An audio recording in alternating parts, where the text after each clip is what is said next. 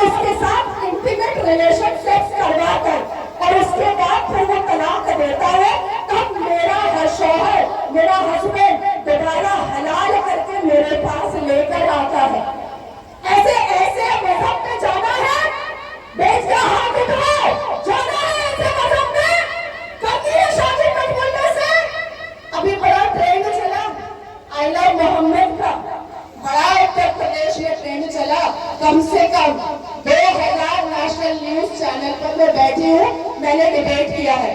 मैं तो मदनी से पूछना चाहती हूँ कि तेरे अब्बा ने आई लव यू मोहम्मद कब कहा था? मैं तो अवैसी से पूछना चाहती हूँ कि तेरे अब्बा ने आई लव यू मोहम्मद कब कहा था? मैं तो अरशद मदनी से पूछना चाहती हूँ कि तेरे अब्बा ने आई लव यू मोहम्मद कब कहा था? और किस मोहम्मद को आई लव यू कहा जा रहा है जिसने 6 साल की बच्ची से निकाह किया था और 9 साल की उम्र में उसके साथ सेक्स किया था? उसको आई लव यू कहा जा रहा है? किसको आई लव यू कहा जा रहा है भैया? जिसने जिहाद करने को कहा, किसको आई लव यू कहा जा रहा है? जिसने हिंदुओं को काफिर बनाने को कहा, कौन कहता है कि कुरान हिंदुओं को काफिर नहीं कहता है?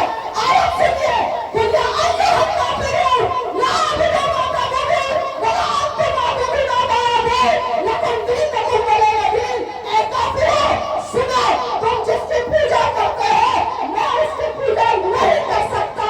ऐ काफिरों, सुनो, कि वो जिसकी इबादत करती हो उसकी इबादत तुम नहीं कर सकते। ऐ काफिरों, सुनो, तुम अपने रास्ते चलो और मैं अपने रास्ते। कुरान में हजारों बार बुत परस्तों को काफिर कहा गया है और आप वही काफिर हैं मुसलमानों की नजर में। आप उनके भाई कभी नहीं हो सकते, ना थे, ना है और ना होने वाले हैं। इस मातृभूमि को बचाना है तो दुश्मन को पहचानो, इस मातृभूमि को बचाना है तो औरंगजेब की औलादों को पहचानो, इस मातृभूमि को बचाना है तो अकबर की औलादों को पहचानो और अपने स्वराज को बचाओ, अपने आप को बचाओ, अपनी बेटियों को औरंगजेब के कठमुल्लों से, औरंगजेब के कठमुल्लों से, माया गनीमत बनने से बचाओ।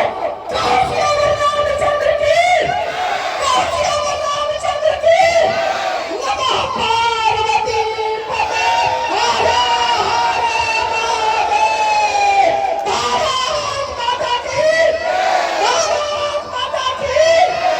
एक ही नारा, एक ही नाम, एक ही नारा, एक ही नाम, एक ही नारा, एक ही नाम। धन्यवाद, आभारी।